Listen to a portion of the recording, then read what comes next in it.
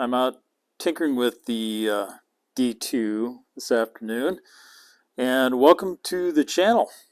We are working on Frog Farms new to us D2. So what's going on here, I've got the carburetor off. You've seen the videos on that, or go find them if you haven't looked. The mag's off for a rebuild, so we're kind of waiting on those things to come back. Disassembled, what I need to get to those things. So one of the things that I noticed was that there was very, like massive amounts of free play here, very little action. So I pulled the cover off, and it appears to me that they've been adjusted all the way out, which is good news, I think.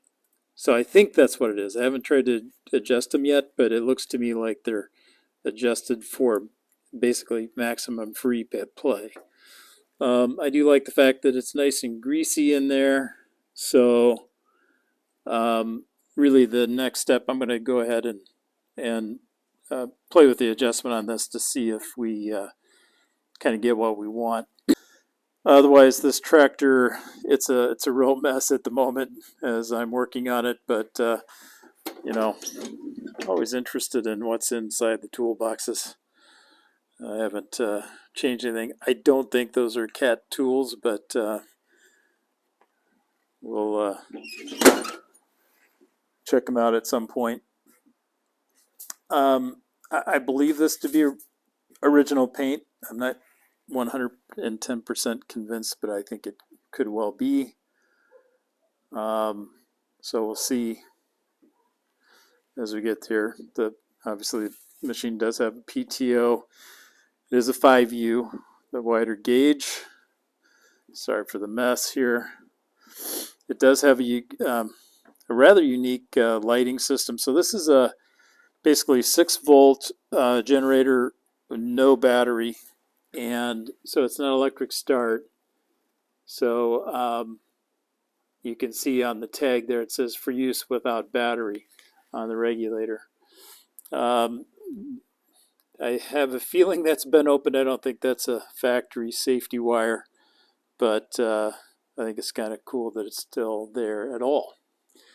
I do have one of the side panels. Would be looking for another one.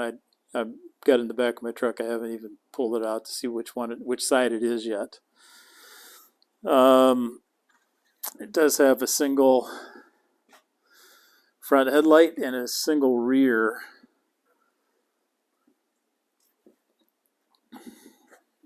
I've yet to get into the diesel fuel system, but that's kind of next on the list after I get everything else sorted with the pony motor. Probably start on that real soon, as a matter of fact. Love the fact that the dealer sticker is still here. Central Illinois Tractor and Equipment. Can't quite read the top there. So I think that's really cool. Track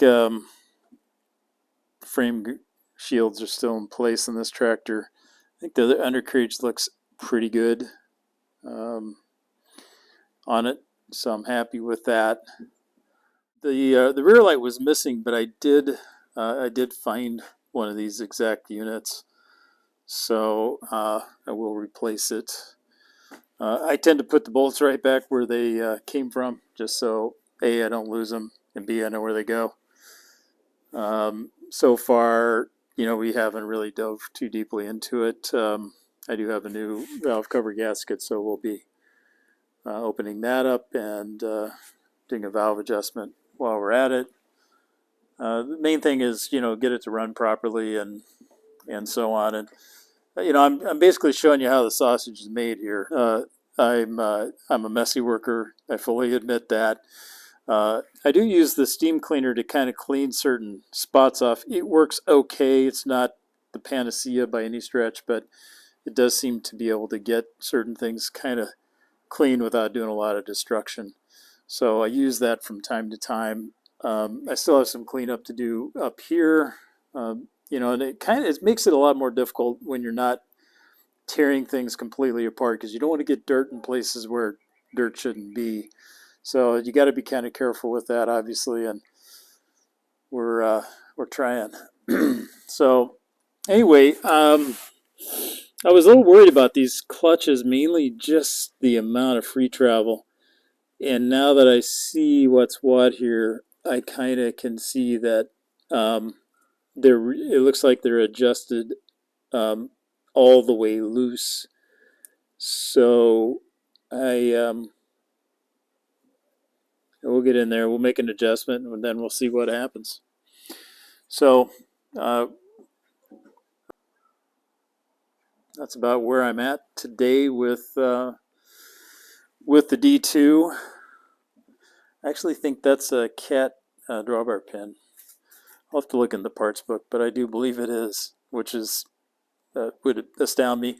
The fact that the shield's still on there, interesting. But I do not plan. I plan to leave this tractor exactly as it is. I really don't. This is not a strip it down and paint it project at all. I love it the way it looks right now, and you know, just the details. You can still see brush marks for, you know, on here. The grill is super straight. Can't complain about that. All the corks are still in place. You know, I've gone over the tractor and every last one of them is still there. It's kind of amazing. You can see, I don't know if I can get a good enough picture here, but you can still see the Caterpillar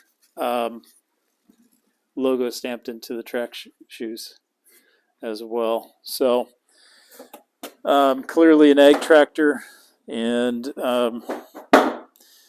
if it lived its life in Illinois, that or in that area, I know that's a really nice black dirt, so not as abrasive as some, and that could explain why you see the tracks so nice. So anyway, a long way to go here for sure, and you know, it's one of those things, until you get it running, you don't know what else you have to deal with for sure. So we will see that, and I'll keep taking you along on the journey on this tractor as we go along. So anyway, hope you like the little tractor, and I can't wait to get it going and have it join its bigger brother. I've got a D4D, so that'll be a lot of fun.